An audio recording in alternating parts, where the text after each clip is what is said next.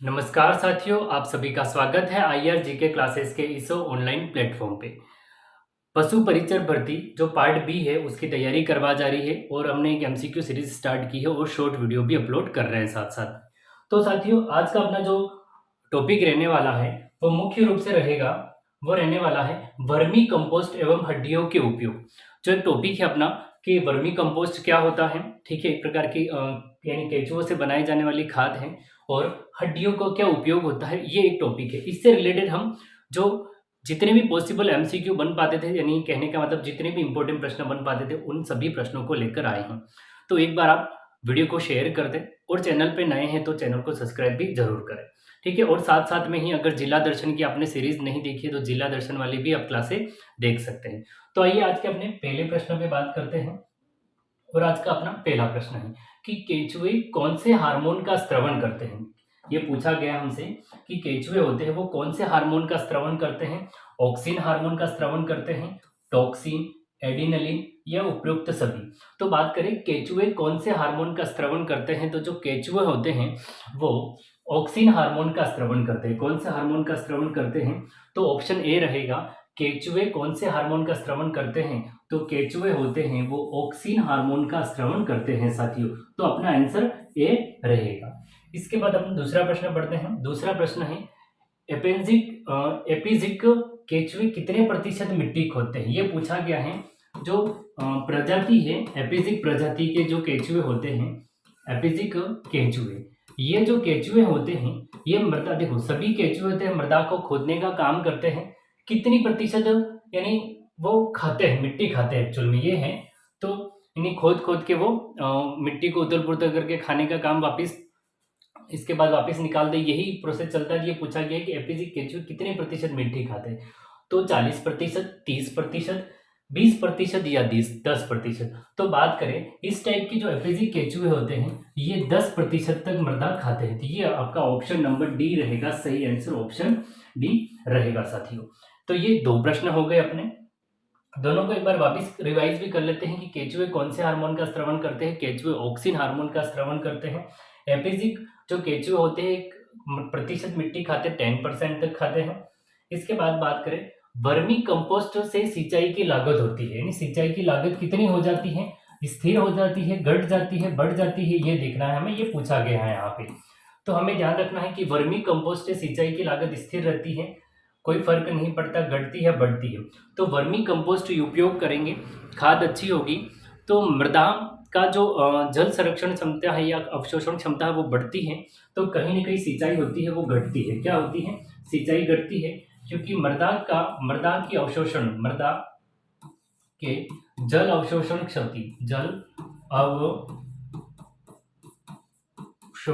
क्षमता, मृदा की जल अवशोषण क्षमता होती है, उसमें वृद्धि होती है। क्या होती है, वृद्धि।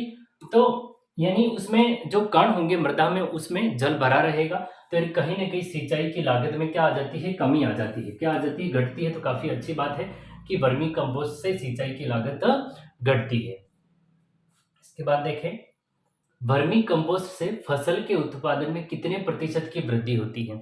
अगर हम वर्मी कंपोस्ट वाली खाद यानी वर्मी कंपोस्ट का उपयोग करते हैं तो फसल के उत्पादन में कितने प्रतिशत वृद्धि होती है। 5 से 10% वृद्धि होती है, या 15 से 20% वृद्धि होती है, या 25 से 30%, या 10 से 15%।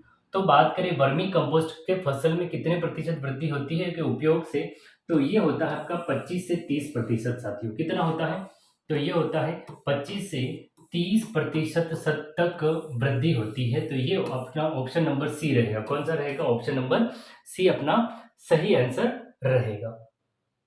फिर बात करें इंडोजोइक केंचुए कितने प्रतिशत मिट्टी खाते हैं। ये पूछा गया है।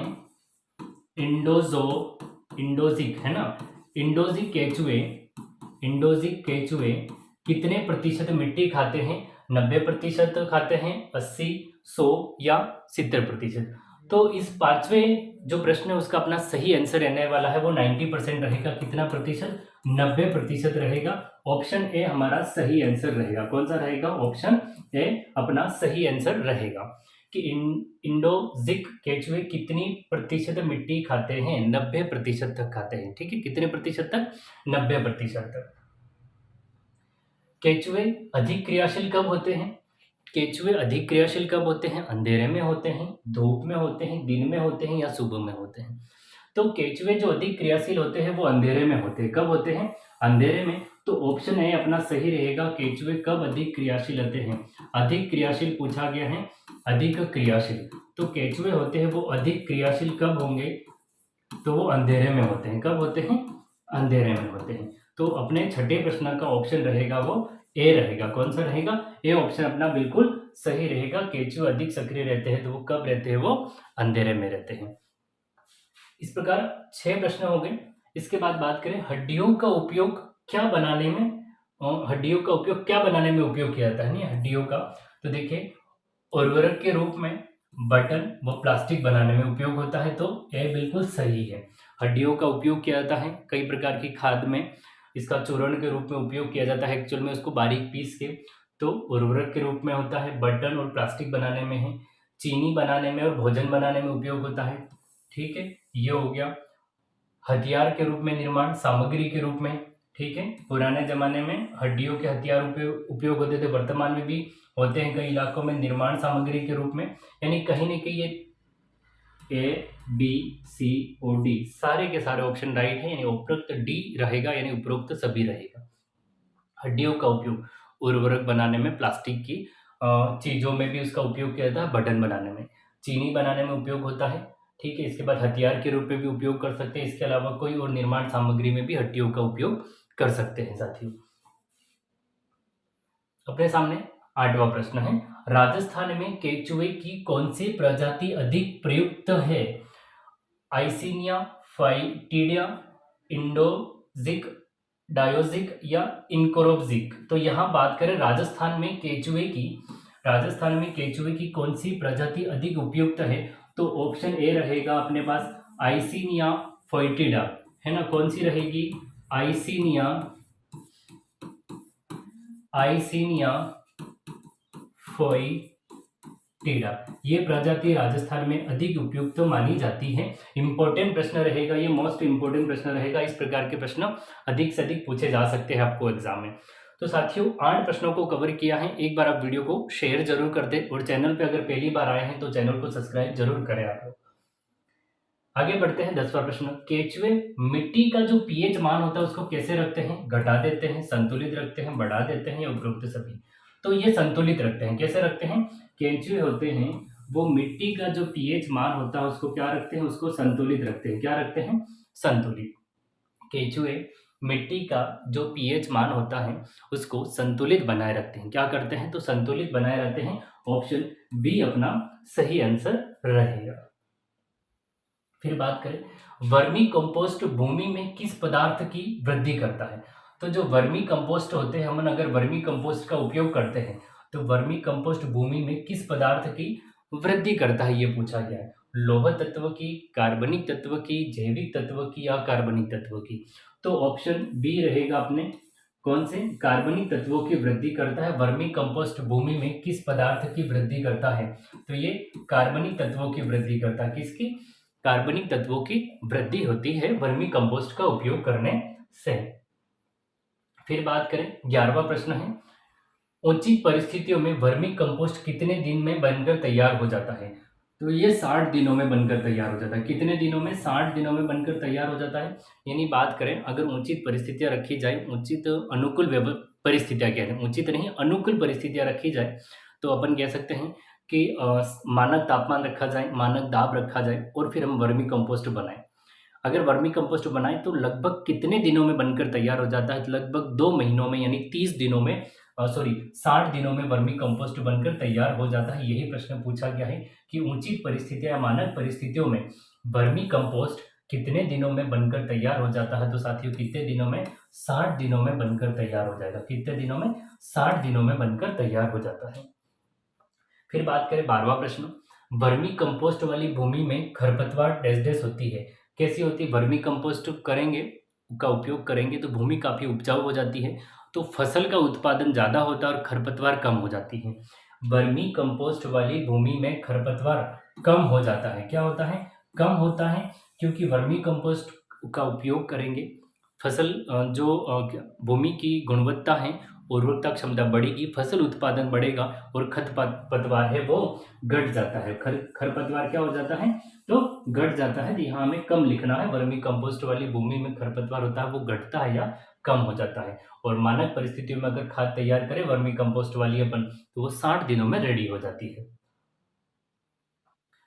केंचुए मरने के बाद मिट्टी को क्या प्रदान करते हैं, तो केंचुए मरने के बाद मिट्टी में नाइट्रोजन छोड़ देते हैं। क्या छोड़ देते हैं, नाइट्रोजन छोड़ते हैं। ये भी महत्वपूर्ण प्रश्न रहेगा, इसको मोस्ट इंपोर्टेंट प्रश्न कर सकते हो। अगर केंचुए मर जाते हैं तो मिट्टी में क्या प्रदान करते हैं, तो मिट्टी में ये नाइट्रोजन प्रदान करते हैं। क्या करते हैं, मिट्टी में नाइट्रोजन छोड़ते हैं। फिर बात करें जेलेटिन किससे बनता है, जेलेटिन पशु हड्डी एवं खाल से बनता है। तो पशुओं की जो हड्डियां होती है और पशुओं का जो खाल होता है उससे एक जिलेटिनी पदार्थ बनाया जाता है जिसको अपन कहते हैं जेलेटिन पदार्थ। क्या कहते हैं, जेलेटिन पदार्थ कहते हैं। केंचुए मरने के बाद मिट्टी को क्या प्रदान करते हैं, तो केंचुए मरने के बाद मिट्टी में नाइट्रोजन छोड़ जाते हैं, नाइट्रोजन गैस छोड़ जाते हैं। नाइट्रोजन स्थिरीकरण होता है, मृदा उपजाऊ बनती है। नाइट्रोजन के कारण नाइट्रोजन स्थिरीकरण होता है, मृदा उपजाऊ बनती है। जेलेटिन किससे बनता है, तो पशु की हड्डियों और खाल से जेलेटिन बनता है। क्या बनता है, पशु की हड्डी और खाल से जेलेटिन बनता है। केंचुए की मुख्यतः कितनी प्रजातियां पाई जाती हैं, तो केंचुए की मुख्यतः 3 प्रजातियां पाई जाती है। कितनी पाई जाती है, 3 प्रजातियां पाई जाती है। केंचुए की मुख्यतः कितनी प्रजाति पाई जाती है, हमें याद रखना है 3 प्रजाति। कितनी, 3 प्रजातियां पाई जाती है साथियों। फिर बात करें वर्मी कंपोस्ट युक्त मृदा में नाइट्रोजन, फास्फोरस और पोटास का अनुपात। इंपॉर्टेंट प्रश्न रहेगा ये कि वर्मी कंपोस्ट युक्त मृदा है तो नाइट्रोजन कितना है, फास्फोरस कितना है और पोटास कितना है। तो हम नाइट्रोजन को तो लेंगे, जो अपन नाइट्रोजन लेंगे वो कितना प्रतिशत, नाइट्रोजन जो लेंगे वो 5% लेंगे, ठीक है। और इसके बाद बात करें तो फास्फोरस है वो आपका कितना हो जाएगा, 8 हो जाएगा, और पोटास है वो 11 हो जाएगा। तो ये 5% लेंगे अपन, फास्फोरस 8 के अनुपात में लेंगे और पोटास अपन 11 के अनुपात में लेंगे। ये अनुपात इंपॉर्टेंट रहेगा। वर्मी कंपोस्ट युक्त जो मृदा होती है नाइट्रोजन 5 अनुपात में, फास्फोरस 8 अनुपात और पोटास 11 अनुपात में रहता है। तो केंचुए की मुख्यतः कितनी प्रजातियां, केंचुए की मुख्यतः 3 प्रजातियां होती है।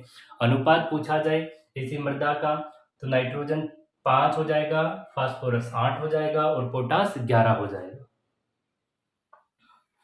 केंचुए के शरीर का कितना प्रतिशत भाग पानी का बना होता है, तो केंचुए का जो शरीर होता है उसका 80%, 85% यानी 80 से 85% जो भाग होता है वो पानी का बना होता है। किससे बना होता है, पानी का बना होता है। तो बात करें केंचुए के शरीर का कितना प्रतिशत भाग पानी का बना होता है, 80 से 85% तक का। बोन चाइना जिसको क्रोकरी कहते हैं, क्या कहते हैं, बोन चाइना जिसको कहते हैं कोकरी, बनती है किससे बनती है, हड्डियों से बनती है। किससे बनती है, हड्डियों से बनती है। केंचुए के शरीर का कितना प्रतिशत भाग पानी का बना होता है, 80 से 85%। और बोन चाइना जिसको कहते हैं क्रोकरी बनती है वो किससे बनती है, तो वो हड्डियों से बनती है। किससे बनेगी, हड्डियों से।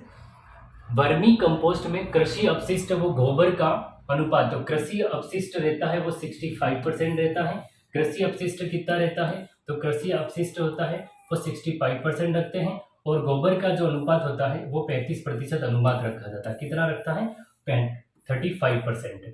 तो ये भी इंपॉर्टेंट प्रश्न रहेगा कि वर्मी कंपोस्ट किससे मिलकर बनाया जाता है, तो वर्मी कंपोस्ट एक तो कृषि अपशिष्ट से मिलकर बनाया जाता है और गोबर से मिलकर बनाया जाता है। दोनों का अनुपात पूछा जाए, दोनों का अनुपात याद रखना है। कृषि अपशिष्ट कितना होता है, तो 65 होता है और अनुपात में गोबर कितना लेंगे, तो 35% लेंगे हम। आज का अपना अंतिम प्रश्न है 20वां प्रश्न, वर्मी कंपोस्ट के उपयोग के बाद कितनी फसल तक पोषक तत्व बने रहते हैं। इन्हीं कहने का मतलब अगर आपने वर्मी कंपोस्ट वाली खाद का उपयोग किया तो उस जमीन के अंदर, उस मृदा के अंदर कितनी फसलों तक पोषक तत्व बने रहेंगे, तो 2 से 3 फसलों तक, ठीक है। अगर वर्मी कंपोस्ट का उपयोग किया गया है तो पहली फसल काफ़ी अच्छी होगी, ठीक है, दूसरी फसल भी अच्छी होगी और तीसरी तक धीरे धीरे पोषक तत्व कम हो जाते हैं। तो हमें याद रखना है 2 से 3 फसलों तक हम इसका अधिक से अधिक उपयोग कर पाते हैं, इसके बाद हमें वापस नया खाद डालना पड़ता है। तो साथियों एक बार आप सेशन को शेयर कर दें, तब तक वापस पूरा का पूरा रिवाइज कर लेते हैं कि कहाँ से अपन पहली स्लाइड पे आ जाते हैं, 20 प्रश्नों को वापस रिवाइज कर लेते हैं। तो देखिए आज का अपना पहला प्रश्न था कि केचुए कौन से हार्मोन का स्रवण करते हैं। तो केचुए होते हैं वो ऑक्सिन हार्मोन का स्रवण करते हैं। केचुए कौन से हार्मोन का स्रवण करेंगे? केचुए होते हैं वो ऑक्सिन हार्मोन का स्रवण करते हैं। इसके बाद बात करें अपना दूसरा जो प्रश्न है कि एपिजिक केचुए कितनी प्रतिशत मिट्टी खाते हैं। तो ये होते हैं 10% तक मिट्टी खाते हैं। कितने प्रतिशत तक मिट्टी खाते हैं? तो एपिजिक जो केचुए होते हैं वो 10% तक मिट्टी खाते हैं। अपना रिवीजन का तीसरा प्रश्न था वर्मी कंपोस्ट से सिंचाई की लागत घट जाती है क्योंकि मृदा में जो जल अवशोषण क्षमता है वो वृद्धि करता है। तो कहीं ना कहीं कणों में पानी अवशोषण रहता है, तो कहीं ना कहीं सिंचाई की जो लागत है वो अपने कम है, घटती है। तो वर्मी कंपोस्ट से सिंचाई की लागत क्या हो जाती है? कम होती है। वर्मी कंपोस्ट से फसल के उत्पादन में वृद्धि होती कितने प्रतिशत? वर्मी कंपोस्ट अगर उपयोग किया जाता है तो 25 से 30% तक जो फसल है उसकी वृद्धि होती है ना। तो वर्मी कंपोस्ट से फसल के उत्पादन में कितने प्रतिशत तक वृद्धि होती है? तो 25 से 30% तक वृद्धि रहेगी फसल के उत्पादन में। फिर है इंडोजिक केचुए कितनी प्रतिशत मिट्टी खाते हैं? ये इंपॉर्टेंट रहेगा, ये मोस्ट इंपॉर्टेंट प्रश्न मान सकते हो आप। ये लगभग 90% तक मिट्टी खाता है। कितने प्रतिशत तक? 90% तक मिट्टी खाता है। इंडोजिक केचुए कितने प्रतिशत मिट्टी खाते हैं? 90% तक मिट्टी खाते हैं। फिर बात करें, नेक्स्ट प्रश्न है केचुए अधिक क्रियाशील कब होते हैं? केचुए अधिक क्रियाशील होते हैं वो अंधेरे में होते हैं। कब होते हैं? अंधेरे में अधिक क्रियाशील होते हैं केचुए। ये प्रश्न अपन ने रिवीजन कर लिया। हड्डियों का उपयोग तो उर्वरक बनाने में, खाद बनाने में, बटन बनाने में, प्लास्टिक की चीजों में मिक्स के रूप में भी उपयोग होता है, चीनी बनाने में होता है, हथियार बनाने में और भी कई निर्माण सामग्रियों में हड्डियों का उपयोग होता है। तो ये उपरोक्त डी अपना रहेगा। इन बहुत सारी सामग्रियों में हड्डियों का उपयोग होता है। राजस्थान में केचुए की कौन सी प्रजाति अधिक उपयोगी है? तो यह अधिक प्रयुक्त होती है, मैंने बताया था, ये इंपॉर्टेंट प्रश्न रहेगा। तो ये है आइसिनिया फोइटिडा। कौन सी रहेगी? तो ये रहेगी आइसिनिया फोइटिडा प्रजाति है। ये राजस्थान में केंचुए की अधिक उपयुक्त प्रयुक्त प्रजाति मानी जाती है वातावरण के अनुसार। तो इंपॉर्टेंट प्रश्न रहेगा ये 8वां प्रश्न अपना। केंचुए मिट्टी का जो पीएच मान है उसको संतुलित बनाए रखते हैं, ये हमने देख लिया है, बी ऑप्शन रहेगा, संतुलित बनाए रखते हैं। इसके बाद बात कर लेते हैं वर्मी कंपोस्ट भूमि में किस पदार्थ की वृद्धि करता है? अगर वर्मी कंपोस्ट का उपयोग किया जाता है तो वो भूमि में कार्बनिक तत्वों की वृद्धि करता है। तो ऑप्शन बी अपना रहेगा, कार्बनिक तत्वों की वृद्धि करता है। उचित परिस्थितियों में या मानक परिस्थितियों में अगर वर्मी कंपोस्ट बनाते हैं तो कितने दिनों में बनकर तैयार हो जाता है? 60 दिनों में या 2 महीनों के अंदर तैयार हो जाता है। वर्मी कंपोस्ट वाली भूमि में खरपतवार होती है वो कम हो जाती है क्योंकि फसल की पैदावार बढ़ेगी तो खरपतवार कम होना है। तो वर्मी कंपोस्ट उपयोग करेंगे तो वहाँ खरपतवार क्या होती है? कम होती है और पैदावार होती है, फसल उत्पादन बढ़ती है। केंचुए मरने के बाद मिट्टी में क्या प्रदान करते हैं? तो केंचुए होते हैं मरने के बाद नाइट्रोजन गैस का छोड़ जाते हैं मिट्टी में, नाइट्रोजन स्थिरीकरण होता है और भूमि की उर्वरता क्षमता बढ़ती है इससे।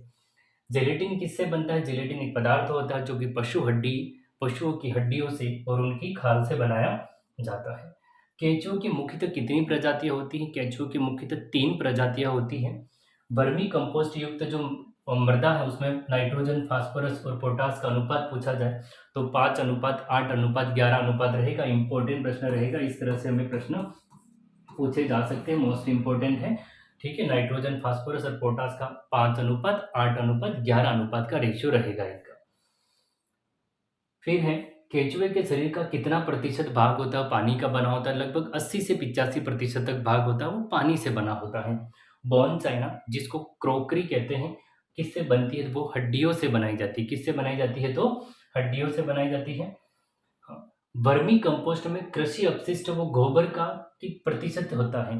तो ये होता है 65:35 अनुपात में ये रहते हैं वर्मी कंपोस्ट में। एक तो कृषि अपशिष्ट का उपयोग किया जाता है तो 65% और गोबर का है तो 35%। वर्मी कंपोस्ट के उपयोग के बाद कितनी फसल तक पोषक तत्व बने रहते हैं? तो 2 से 3 फसलों तक। तो साथियों वर्मी कंपोस्ट और हड्डियों से रिलेटेड जो टॉपिक था उसको अपन ने पढ़ा और जितने प्रश्न बन पाते थे उन सभी इंपॉर्टेंट प्रश्नों को कवर किया है। तो आपको ये कंटेंट अच्छा लगता है तो एक बार वीडियो को लाइक करें और चैनल को सब्सक्राइब भी करें और वीडियो को अधिक से अधिक शेयर भी करें। अपन मिलते हैं अगले वीडियो में। आप सभी लोगों का बहुत बहुत धन्यवाद।